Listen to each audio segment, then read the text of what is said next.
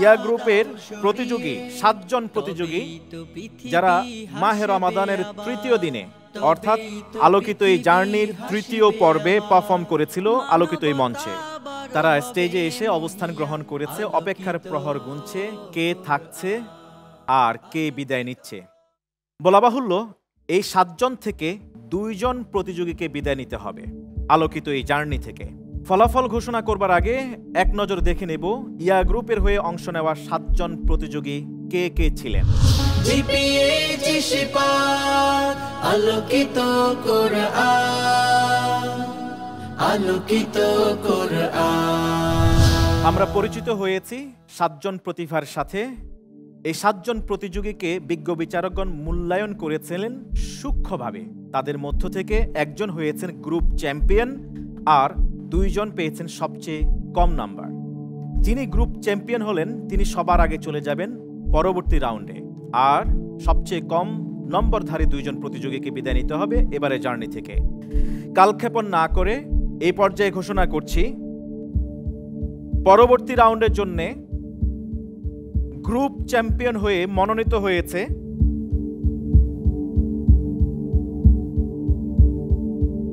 এই গ্রুপের সর্বোচ্চ নম্বর পেয়ে পরবর্তী রাউন্ডের জন্য মনোনীত হয়ে সরাসরি চলে যাচ্ছে হাফেজ আসাদুল্লাহ শুনে যাও কোরআনের আহ্বান।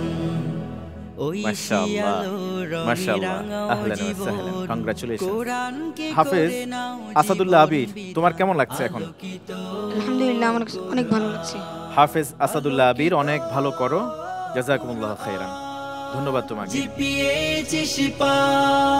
আলোকিত কোরআন, দেশে দেশে শান্তির বাণী ছড়াতে। আমরা ইতোমধ্যে ঘোষণা করেছি গ্রুপ চ্যাম্পিয়নের নাম। এই পর্যায়ে ঘোষণা করব বাকি 2 জন প্রতিভার নাম যাদেরকে বিদায় নিতে হচ্ছে আলোকিত এই মঞ্চ থেকে। বিদায় নিবে হাফেজ ইকরাম হোসেন ও হাফেজ আব্দুল্লাহ বিন ইউসুফ।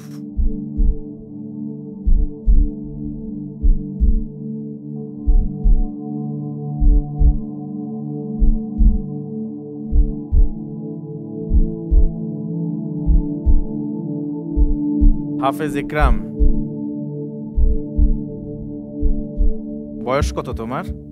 10 বছর। এখনো অনেক সময় বাকি আছে, তাই না?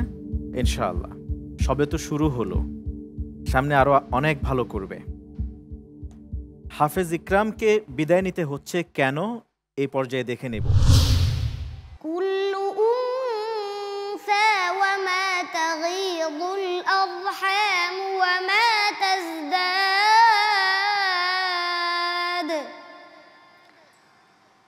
ওয়া কুল্লু শাইইন ইনদাহু বিমিকদার। টানগুলি আরেকটু মাদ্দারাত লিসসুকুন, টানগুলি আরেকটু কম হবে। ওকে, আমরা এক নজর দেখে নিলাম হাফেজ ইকরামের বিগত পর্বের পারফরমেন্সের অংশ বিশেষ। জেনেছি বিজ্ঞ বিচারকের মন্তব্য ও পরামর্শ। এই পরামর্শ এবং মন্তব্যগুলি যদি তুমি পাথেয় করে নাও, সুন্দর করে অনুশীলন করো, আশা করি তুমি অনেক দূর এগিয়ে যেতে পারবে ইনশাআল্লাহ। কেমন? হাফেজ আব্দুল্লাহ বিন ইউসুফ, নোয়াখালীর প্রতিযোগী, তোমাকেও বিদায় নিতে হচ্ছে আলোকিত এই জার্নি থেকে। আমি তোমার কাছ থেকে শুনতে চাই তোমার কোথায় সমস্যা হয়েছিল বলে তুমি মনে করো, বলতে পারবে? তাসবিদে একটু সমস্যা ছিল। তাজবিদে একটু সমস্যা ছিল। আমরা তাহলে ফ্ল্যাশব্যাক দেখে নেব গত পর্বে কেমন ছিল পারফরমেন্স বিদায় নিতে যাওয়া এই ছোট্ট বন্ধু হাফেজ আব্দুল্লাহ বিন ইউসুফের।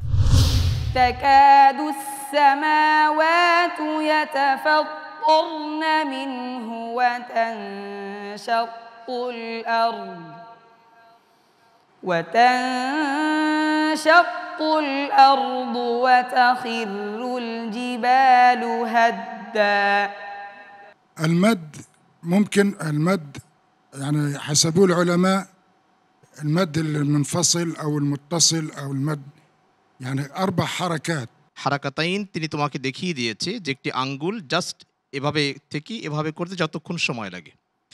2 হারাকাত, হারাকাতাইনের থেকে বেশি যাতে করে গুন্নাটা না হয় এবং মুত্তাসিল মুনফাসিল লেভেলটা ঠিক থাকে, এটা অনেক বেশি না হয়ে যায়। আমরা দেখলাম হাফেজ আব্দুল্লাহ বিন ইউসুফের গত পর্বের অংশ বিশেষ এবং বিজ্ঞ বিচারকগণ কি মুলাহাজা দিয়েছিলেন, কি পরামর্শ দিয়েছিলেন তাও আমরা জেনে নিলাম। হাফেজ আব্দুল্লাহ বিন ইউসুফ, তোমার জন্য অনেক শুভকামনা রইলেও, দোয়া থাকছে, অকৃত্রিম ভালোবাসা তো থাকবেই, সামনে অনেক দূর এগিয়ে যাবে ইনশাআল্লাহ তাআলা। আর হাফেজ ইকরাম হোসেন, তোমাকেও ধন্যবাদ জানাচ্ছি। তোমাদের দুজনের জন্য গিফট আছে, সম্মাননা ক্রেস্ট, মূল্যবান সার্টিফিকেট, আরএফএল এর পক্ষ থেকে গিফট হ্যাম্পার। ঐশিয়ালো রঙে রাঙাও জীবন, কোরআনকে করে নাও জীবন বিধান।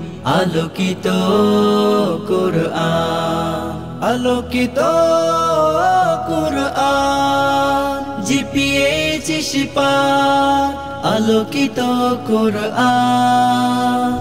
দেশে দেশে শান্তির বাণী ছড়াতে কোরআনের শিক্ষা দাও ছড়িয়ে, দেশে দেশে শান্তির। ধন্যবাদ জানাচ্ছি বিজ্ঞ বিচারক ত্রয় এবং অতিথি বিচারক আপনাদের দুইজনকে আমাদেরকে সহযোগিতা করবার জন্য।